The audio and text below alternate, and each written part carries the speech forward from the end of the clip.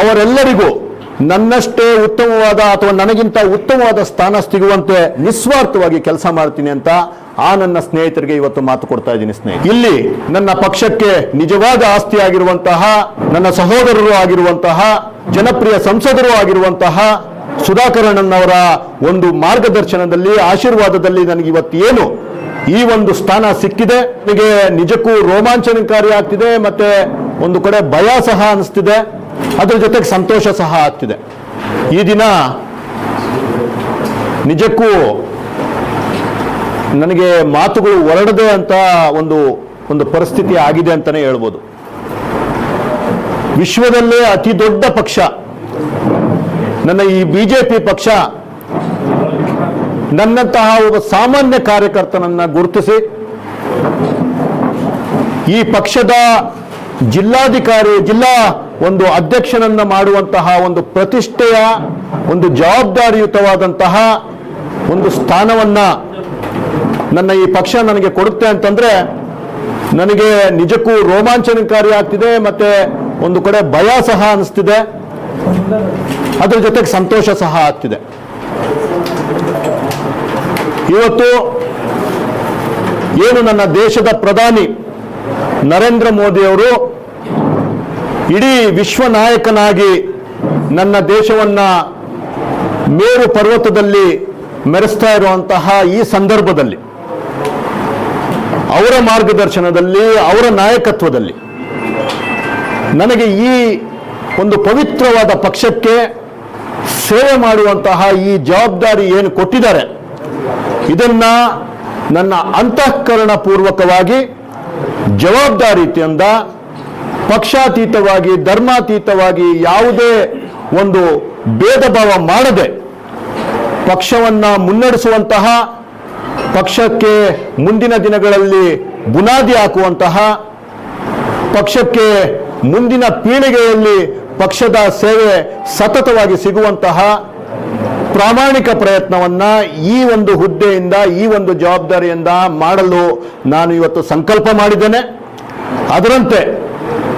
ಪಕ್ಷದಲ್ಲಿ ನಾನು ಎಲ್ಲರ ಮಾರ್ಗದರ್ಶನದೊಂದಿಗೆ ಈ ಒಂದು ಪಕ್ಷವನ್ನು ಕಟ್ಟುವಂತಹ, ಪಕ್ಷ ಮತ್ತೆ ಸರ್ಕಾರ ಮಾಡುವಂತಹ, ಮತ್ತೆ ಯಾವುದೇ ಒಂದು ಸ್ಥಳೀಯ ಚುನಾವಣೆಗಳಿರ್ಬೋದು, ಯಾವುದೇ ಒಂದು ಲೋಕಲ್ ಬಾಡಿ ಎಲೆಕ್ಷನ್ಸ್ ಇರ್ಬೋದು, ಎಲ್ಲದರಲ್ಲೂ ನನ್ನ ಪಕ್ಷ ಮುಂದೆ ಒಂದು ಗೆಲುವನ್ನು ಸಾಧಿಸುವಂತಹ ಒಂದು ಕೆಲಸವನ್ನ ಮನಃಪೂರ್ವಕವಾಗಿ ಮಾಡಬೇಕು ಅನ್ನೋ ಒಂದು ಸಂಕಲ್ಪವನ್ನ ಇವತ್ತು ಮಾಡಿದ್ದೇನೆ. ಅದರಂತೆ ಇವತ್ತು ನನ್ನ ಸತತ ಮತ್ತು ಪ್ರಾಮಾಣಿಕ ಕೆಲಸವನ್ನ ಗುರುತಿಸಿ ನನ್ನೆಲ್ಲ ವರಿಷ್ಠರು, ದೇಶದ ನಾಯಕರು, ರಾಜ್ಯದ ನಾಯಕರು, ನನ್ನ ರಾಜ್ಯದ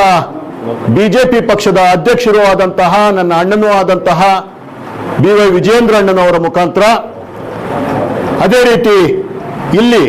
ನನ್ನ ಪಕ್ಷಕ್ಕೆ ನಿಜವಾದ ಆಸ್ತಿಯಾಗಿರುವಂತಹ, ನನ್ನ ಸಹೋದರರು ಆಗಿರುವಂತಹ, ಜನಪ್ರಿಯ ಸಂಸದರು ಆಗಿರುವಂತಹ ಸುಧಾಕರಣ್ಣನವರ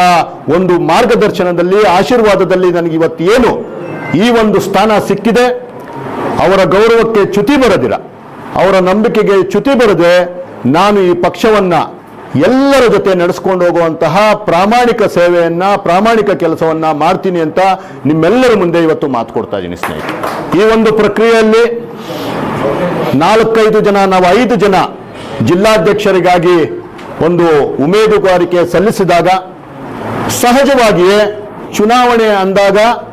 ಸಹಜವಾಗಿಯೇ ಒಂದು ಸ್ಪರ್ಧೆ ಇರುತ್ತದೆ. ಆ ಸ್ಪರ್ಧೆ ತುಂಬಾ ಆರೋಗ್ಯಕರವಾಗಿತ್ತು. ನನ್ನೆಲ್ಲ ಸ್ನೇಹಿತರು ಇವತ್ತು ಜಿಲ್ಲಾಧ್ಯಕ್ಷರ ಆಗದೇ ಇರ್ಬೋದು, ಆದರೆ ಮುಖ ಮಾತ್ರ ನಂದು, ಅವರೆಲ್ಲರ ಜೊತೆಗೂಡಿ ಈ ಪಕ್ಷವನ್ನು ಕಟ್ಟುವಂತಹ, ಅವರೆಲ್ಲರಿಗೂ ನನ್ನಷ್ಟೇ ಉತ್ತಮವಾದ ಅಥವಾ ನನಗಿಂತ ಉತ್ತಮವಾದ ಸ್ಥಾನ ಸಿಗುವಂತೆ ಕೆಲಸ ಮಾಡುವಂತಹ ಒಂದು ಜವಾಬ್ದಾರಿಯುತವಾಗಿ, ನಿಸ್ವಾರ್ಥವಾಗಿ ಕೆಲಸ ಮಾಡ್ತೀನಿ ಅಂತ ಆ ನನ್ನ ಸ್ನೇಹಿತರಿಗೆ ಇವತ್ತು ಮಾತು ಕೊಡ್ತಾ ಇದ್ದೀನಿ ಸ್ನೇಹಿತರೆ. ಪಕ್ಷದಲ್ಲಿ ಏನೇ ಸಣ್ಣ ಪುಟ್ಟ ಭಿನ್ನ, ಇಷ್ಟು ದೊಡ್ಡ ಪಕ್ಷ, ಪ್ರಪಂಚದಲ್ಲೇ ದೊಡ್ಡ ಪಕ್ಷ ನನ್ನ ಪಕ್ಷ,